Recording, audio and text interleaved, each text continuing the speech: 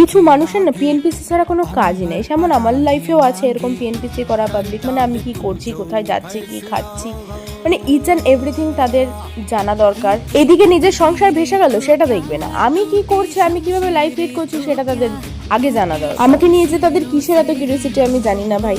আমি নিজের আর্নিংয়ে সমস্ত কিছু নিজে করছি, নিজের শখ মেটাচ্ছি, ফ্যামিলি দেখছি, সেটা নিয়ে তাদের জেলাসি। আরে ভাই তোরাও কর না, তোরা এই যে এর ওর কাছে হাত পাচ্ছিস কেন? নিজে টাকা ইনকাম করে নিজের খরচাটা নিজে চালা না। এবার আমি ইনকাম করে নিজের খরচা নিজে চালাচ্ছি, সেটা তো তাদের প্রবলেম। এবার আমি করবোটা কি ভাই? ভালো কিছু করলেও সমস্যা, খারাপ কিছু করলেও সমস্যা।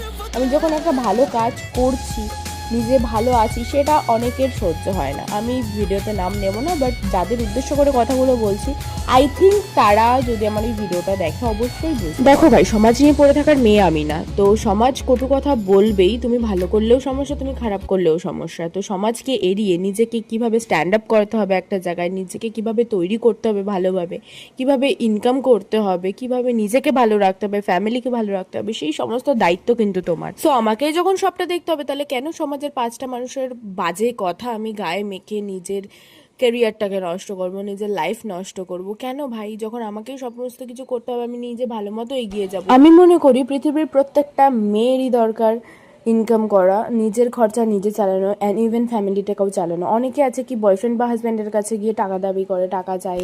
আমার চ্যাপ্টারে কখনো এগুলো ছিল না। আমি একটা বয়সের পরে না বাবার কাছে টাকা চেয়েছি, না আদার্স কোনো মানুষ। ছাড়ো এসব কথা, বাদ দাও, বেশি ক্লোজে না যাওয়াটাই বেটার। আর একবার তোমরা নিজেদের খরচায় নিজেকে অ্যান্ড ফ্যামিলিকে চালিয়ে দেখো, এর থেকে ভালো কিছু আর হতেই পারে না।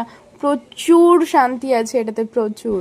দেখো তোমাদের সাথে কথা বলতে বলতে অনেকটা কাজ আমার কমপ্লিট। এখানে আমার চিজ ম্যাগিও কমপ্লিট হয়ে গেছে। কে বলেছে ভাই আমি রান্না করতে পারি না? আমি খুব ভালো রান্না করি। আর ফার্স্টেই চিজ ম্যাগিটা আমি দিদিকে দিয়েছিলাম। আর ওই মানুষটাকে নিয়ে অনেকের অনেক প্যারিস থাকে, এটা কে বা কি বৃত্তান্ত, কেন এরকমভাবে থাকে। ওটা আমার দিদি, ও এরকমভাবেই থাকতে পছন্দ করে। যারা জানো তারা অবশ্যই বুঝতে পারবে, আমার এক্সপ্লেন করার কোনোই মানে হয় না।